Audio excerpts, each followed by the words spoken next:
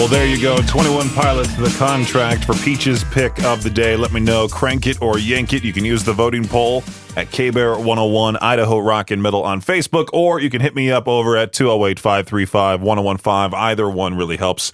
21 Pilots, the contract. Anyway, happy Monday. It is June 30th, the final day of June.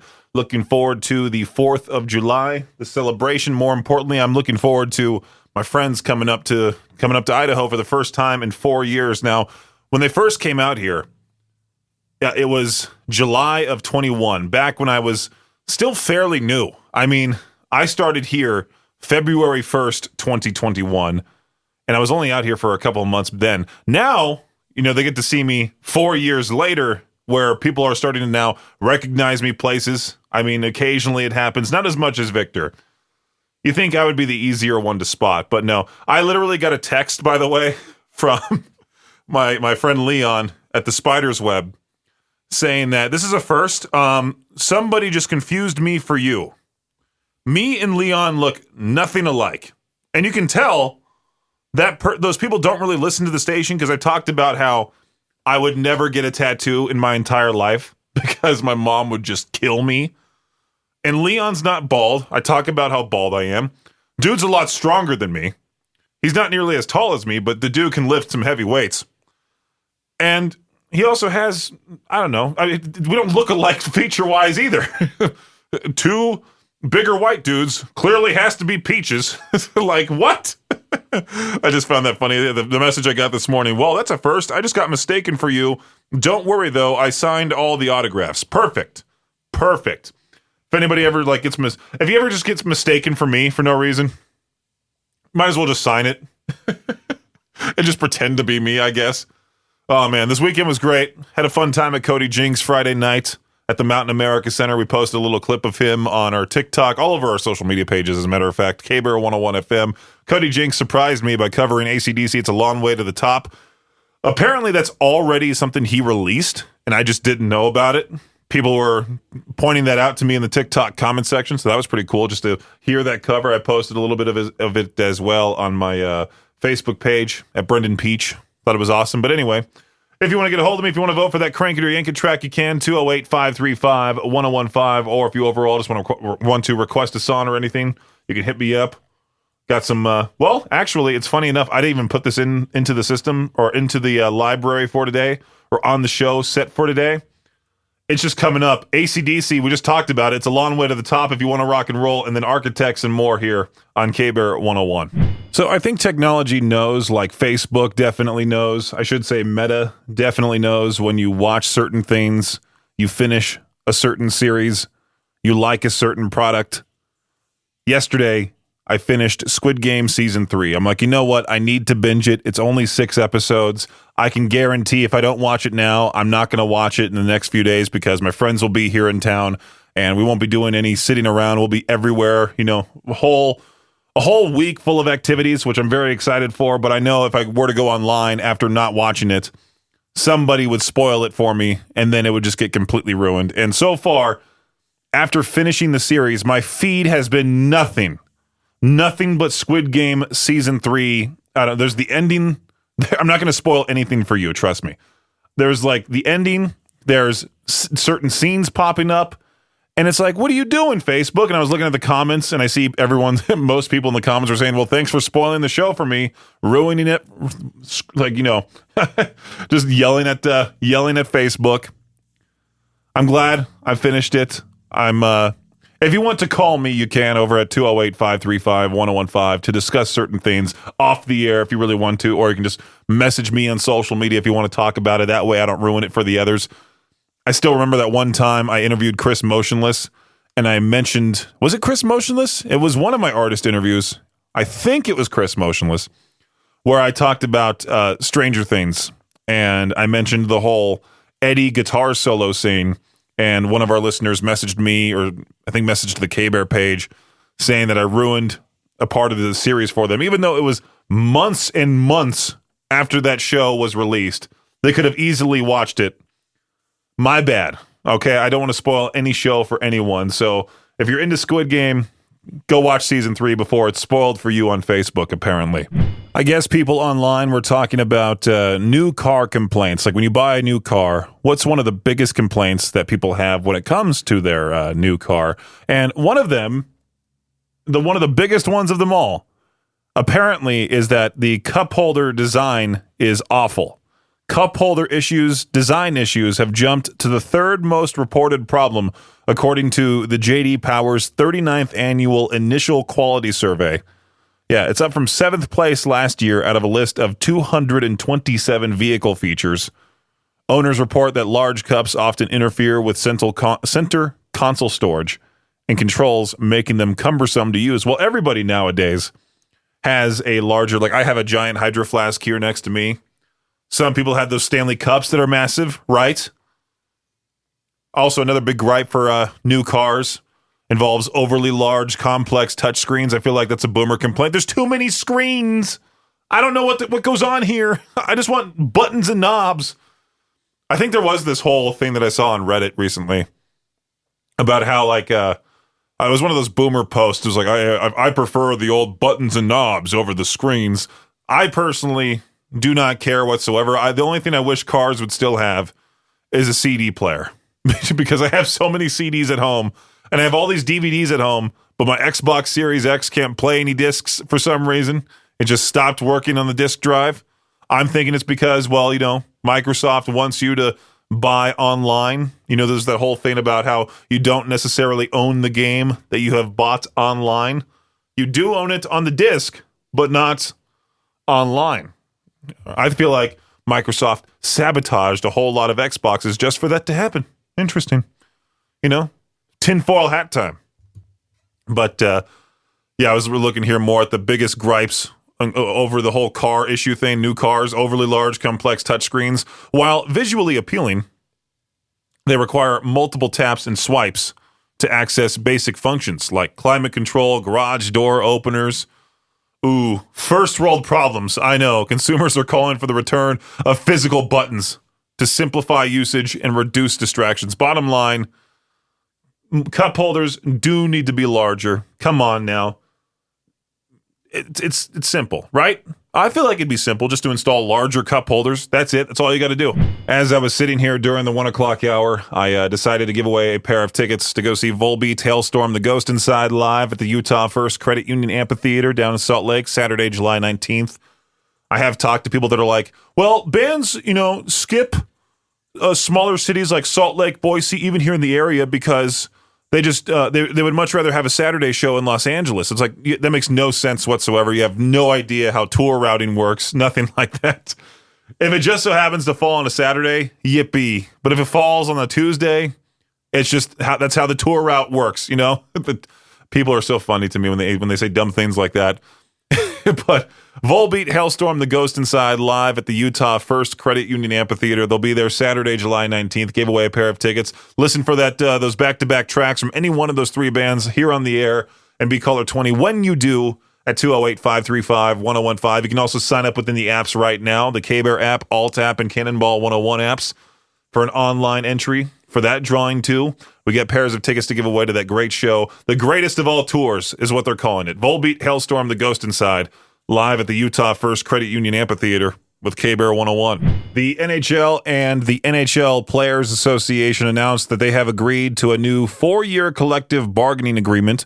The new deal takes effect in September 2026, runs through 2030. One of the biggest changes seems to be the length of the regular season. There will be more games, and there are some tweaks to the maximum length of player contracts, as well as a new post-season salary cap. Last week, a runner named Phil Gore set a new world record at the Dead Cow Goalie Last Man Standing Ultra Marathon in Australia by running nearly 500 miles in 5 days. The event has athletes running a 416-mile lap every hour until they tap out.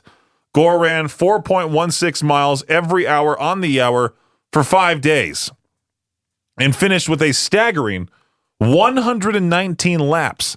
The race was finally over, and Gore crowned the champion after all the other 262 runners on the course finally gave up, leaving Gore as the last man standing. While the success of Caitlin Clark has boosted interest in her WNBA games, it has also brought some scrutiny to the television broadcasts. Some fans of the Indiana Fever have launched a petition on change.org because they're annoyed by a very loud vocal fan with a distinct and persistent voice that is disrupting the broadcast of home games inside Gainbridge Fieldhouse. The fan, who some have suggested sounds like a dolphin, reportedly sits near the scores table and can be heard regularly on the television broadcast. Now, I haven't heard this person at all, but I kind of want to pay attention to it now, so much so that there's now a petition because this person is just that annoying. Anyway, that does it for your Shot Clock Sports Update right here on K-Bear 101. You know, I like to tease those Costco cult followers from time to time. You see those social media accounts popping up everywhere talking about these are the best deals of July in Costco. And it's like just some random mom going, hey, you should get this giant bucket of fruit by the foot. It was $60, but now it's $55.97. And it ends with a 7, so that means they're going to discontinue it soon. So you should get it now. What am I going to do with a bucket of fruit by the foot? I have no clue. If I had a family, if I had young kids, maybe that would be perfect. But for those that are obsessed with Costco, they're extending their hours for executive members only, starting today. I was seeing here that you can get in an hour earlier. They'll open at 9 a.m. exclusively for the upper level members, 1 hour earlier than for, the others, the peasants, right?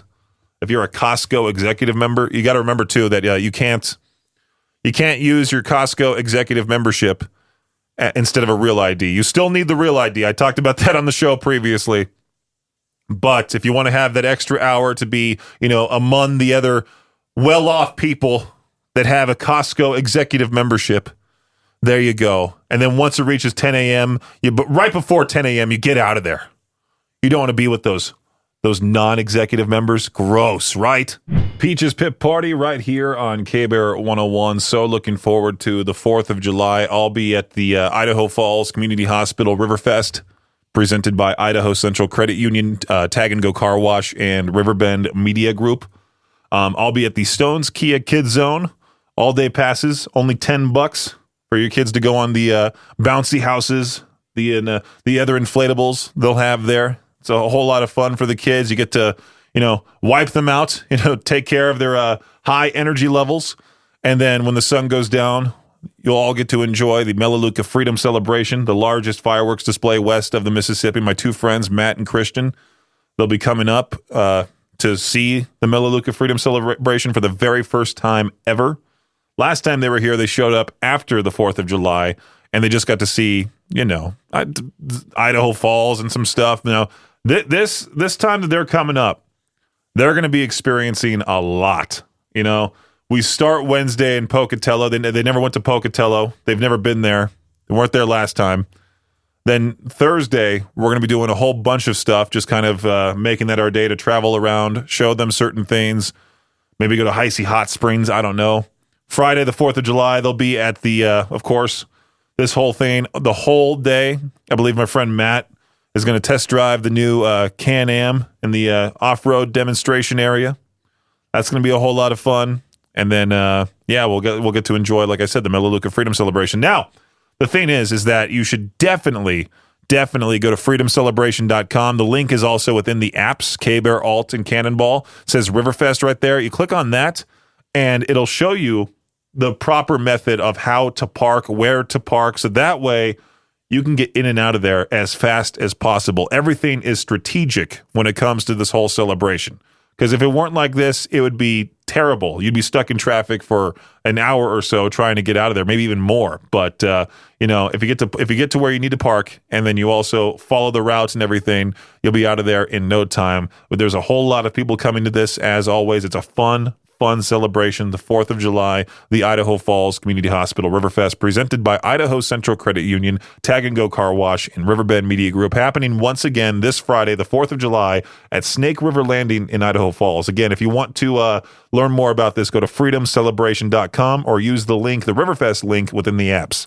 Now, I have to admit, I have to say this on the air. You can hate me or agree with me. I don't care. This is just my personal opinion. I don't necessarily care for Deftones. I know I'm sure I just got a whole lot of in the car listening to me right now from certain people. But I've tried and I've tried to try to get into their music. And to me, there's some songs I do enjoy from them, but the way that I feel about Deftones, the way that I feel about Deftones is the same way that some people feel about Sleep Token. Like, I just don't get it.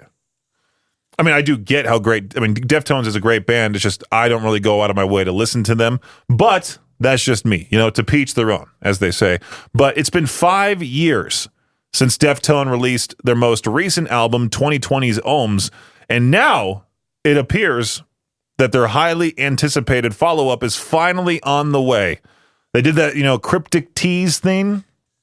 They did this at their London show Sunday night, last night, suggesting that new music is imminent. So maybe I should ask Victor. Oh, wait, no, it says here on a video screen at their show at Crystal Palace Park, the words private music appeared along with x.vii.mmxxv, distributed by Deftones, all rights reserved. What is X is 10? Is X 10 in Roman numerals? Let me just go to Google because I'm usually really good at Roman numerals, but for some reason today my brain just does not want to work. Okay, July 17th, 2025. So, that makes sense. Okay, gotcha. Yeah, July 17th, 2025. Expect maybe a new single from Deftones. And I'll play it for It's So New, and I'm sure it'll be added to our playlist, added to rotation right away. But yeah, it'll be on It's So New, which happens weeknights at the top of the 5 p.m. hour. Just a brand new track for me to play for you right here on Peach's Pit Party. I truly don't know how anybody could fall off a cruise ship, to be quite honest with you. In my opinion, you would have to be kind of trying to, right? Well, yesterday, June 29th, during its return to Fort Lauderdale after a 4-night Bahamas cruise aboard the Disney Dream, a young girl fell overboard from the 4th deck, a spot with a jogging track enclosed by plexiglass barriers. Her father immediately dove in after her, managing to tread water for around 15 to 20 minutes while holding his daughter. An emergency man overboard MOB alarm was triggered. The crew deployed a rescue boat, the life ring quickly. They threw it out there. Both the girl and her father safely recovered within minutes. No reported injuries. I just kind of laughed because the article said, child and father thwarted in attempt to find Nemo. It's so bad because you see tragic stories like this. It's not necessarily tragic. Like they were found. Luckily, they're okay. But then you read the comments sometimes, and it's too funny. It's too funny. So there was this thread Victor was looking at this morning. I heard him talk about it, and I decided to look at it for myself. Oh, actually, it was asked, I don't know how many years ago. Why did it pop up now? Was Victor just digging deep, or was it somewhere else that I'm just not necessarily seeing? Well, r/askmen on Reddit. What's the stupidest real men don't blank you've ever heard? Top answer here. Let's see if this one's radio appropriate. I once had a dude make fun of me for lifting weights because, according to him, by lifting weights, that means I like to be around large, sweaty men. And real men don't do that. Well, all right. Go tell the world's strongest men, hey, real men don't do this type of thing. Real men don't lift cars. What a dumb take. A guy at work described something his daughter did as cute, and then some guy told him that men aren't supposed to call things cute. Okay. I call things cute all the time. Talk about animals. If I see a puppy, I'm like, oh, it's a cute puppy. And I'll run up to it and pet it. A kitty, especially. I think I just called the cat cute. That there's one that wanders my neighborhood, and I sometimes will, if I see it, I'll go after it and go pet it, give it some nice belly rubs. It's super friendly. I don't know whose it is, but it's the neighborhood cat, and he's orange colored too. So I thought he'd be a little wild because the orange cats, they're a little crazy. No, this one's super sweet. Well, it's orange. I think it's orange and white, but yeah, a real sweet kitty, very cute. Very cute. Not quite exactly the same, but close enough, so I'll go ahead and do this one. When I was in high school, I was walking to class one day, and I saw a dude who was one of those, I'm too gangsta, or something like that. I don't like this answer. His girlfriend tried to give him a kiss, and his response was, I don't do that! Almost 20 years later, and it still blows my mind. Do whatever you want, okay? Be not. I shouldn't say do whatever you want, but overall, do whatever you want, but within reason. Within reason. Don't follow this. Oh, real men don't blank. Real men don't kiss women. All right, moving on here. How mad would you be if this happened to you? There are thousands of disappointed Norwegians thanks to a lottery miscalculation over the weekend. Norway's state-run lottery company, Norsk Tipping, admitted to a massive error that mistakenly told thousands of players they had won millions in the Euro jackpot. Are you kidding me? Jackpot. The problem: a technical glitch in currency conversion. Winnings in euros were accidentally multiplied by 100 instead of divided when converted to the Norwegian kroner. That means players were seeing jackpot-sized numbers in their accounts. Some even started planning vacations, home renovations, or new apartments, only to find out it was all a mistake. It's unclear how much their actual prize was worth. Norsk Tipping's CEO, I forget trying to say that name, issued a public apology. I understand that people are angry with us, and added that she had received messages from disappointed players who had already started making big plans. As a result of the blunder, she is stepping down. She's like, yeah, I want no part of this whatsoever. No kidding. I'm shocked there isn't any notion of death threats in this. I'm sure she's received quite a few of those. And I don't know if you could ever repay those people, because you would have to repay them their giant prize to each and every single one. I don't know. But she's like, not my problem anymore. I'm gone. Yeah, well, I was scrolling online. For some reason, the computer's internet was not working there for a brief second. I panicked. I'm like, uh-oh. Am I going to go through this whole show, the rest of the show without, well, there's not too much of this show left, but am I going to go through the rest of this show without my computer and just maybe go on my phone, find whatever? But finally, it started working again. r/movie suggestions. Some guy posted, what's a movie that emotionally destroyed you without even trying? And the top answer is a movie that I've talked about for a long time. Now, I saw this movie in theaters with my whole family. At the time, I think I was maybe 13. Yeah, maybe around 13. My sister, I think she was around 9. we were all going to see Click with Adam Sandler. And we thought it would be this family-friendly comedy that was going to be happy-go-lucky. No, not in the least bit. Ended up having some of the darker humor in there that my parents were not too thrilled about.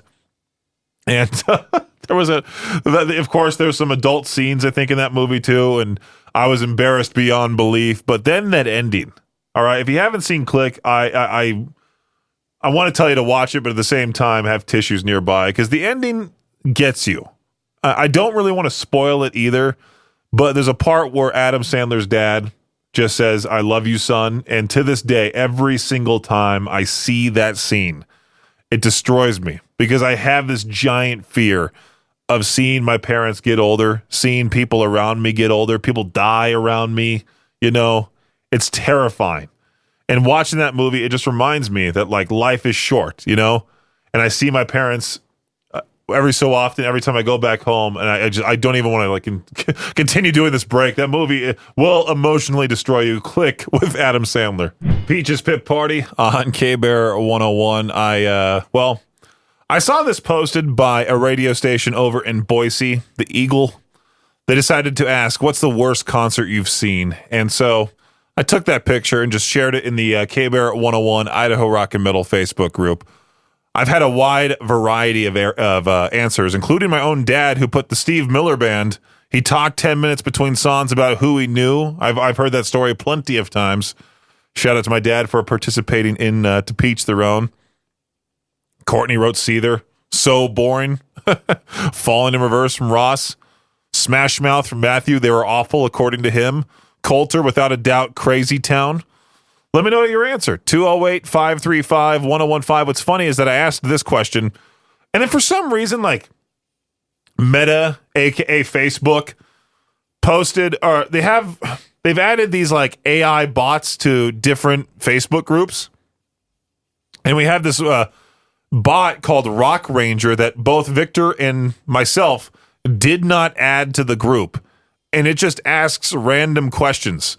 And so it decided to ask today, too, what's the best rock concert you've attended? Now, if you're one of those people that are like, Peaches is such a negative Nancy, why didn't he ask what's the best rock concert you've ever been to? Well, there you go. Rock Ranger covered it for me. But for my to Peach the wrong question, today we're doing what's the worst concert you've seen? 208-535-1015. Let me know. All right. K-Bear, how's it going? Hey, not too bad. Yourself? Oh, not too bad. It's a Monday, you know? Yeah, typical Monday, huh? Yeah. What's the worst concert you've ever been to? I would have to say Aerosmith. It was either 77 or 78. They were so hammered that they weren't on the same beat on Toys in the Attic. I mean, it was terrible. That's funny. I did see a couple people also put Aerosmith into this Facebook post, and I was wondering if they saw them around the same year or if they saw them later on or what it was. But as soon as you said 1977, I'm like, what? They must have been wasted. Yes, and I seen them 2 years in a row, and it was the same thing. K-Bear, what's going on? Going good. Just calling in to answer your question of the day. Yeah, what's the worst concert you've seen? So I haven't seen them live, but I've seen a YouTube video of them, their full set. Asking Alexandria, them at Warped Tour. It's been pretty big lately, at least being talked about by quite a bit of people in the metal community. And I did watch their entire set, and yeah, it sucked. Specifically, their lead singer, he just had no energy, and he was barely even screaming and like barely even trying during their entire set. So kind of where I'm at with them is like either fix it or find a new singer at that point. Yeah, I wonder what's going to happen with the band, to be quite honest with you. I'm hoping nothing does happen to them. I'm hoping they just step it up, really, because I don't want to see them get replaced as part of that whole Chevelle tour. And knowing how tours go, I feel like if they were to get replaced, they would replace it with some band like Our Last Night or something like that. I'm like, no, thank you. I don't want to see that band again. But Asking Alexandria, I did see live in Boise. Was it the end of last year? Might have been the end of last year, but Danny still had. He was doing okay. I think there was a couple songs where he did have someone else helping him scream. It was, of course, one of their early songs that they decided to perform again. But I could have sworn I did see like a backup screamer behind him during a part of their set. Man, I don't know about how I'm feeling about that, man. Like I almost feel like he is the lead singer, man. Like he's got to have that same energy. But I mean, that's all just my personal take. I'm a longtime fan of them, so I'm just kind of sad about how they're turning out lately. Yeah, and I feel like most people, of course, they want that nostalgia feeling again. They want to like have 2009 era Asking Alexandria to be the way that they want the band to be the way they were back then. And absolutely, it's like it's not going to happen because they were 17 at the time, and now they're in their early 30s and mid 30s too. And I just think Danny needs to potentially, like, I don't know, find his groove again or step away because, or not step away, but I mean, like, take some time off to kind of get himself back into it. Focus on himself. Because I was sort of like, well, when I interviewed Cam and Sam of Asking Alexandria, Danny Warsnob was in the room, and he just didn't acknowledge me, and he just instead did work and stuff. It feels like he's not into it at all anymore, and he just needs like a break or something. I've been hearing the exact same thing from others that have spoken with him or that have just been around him.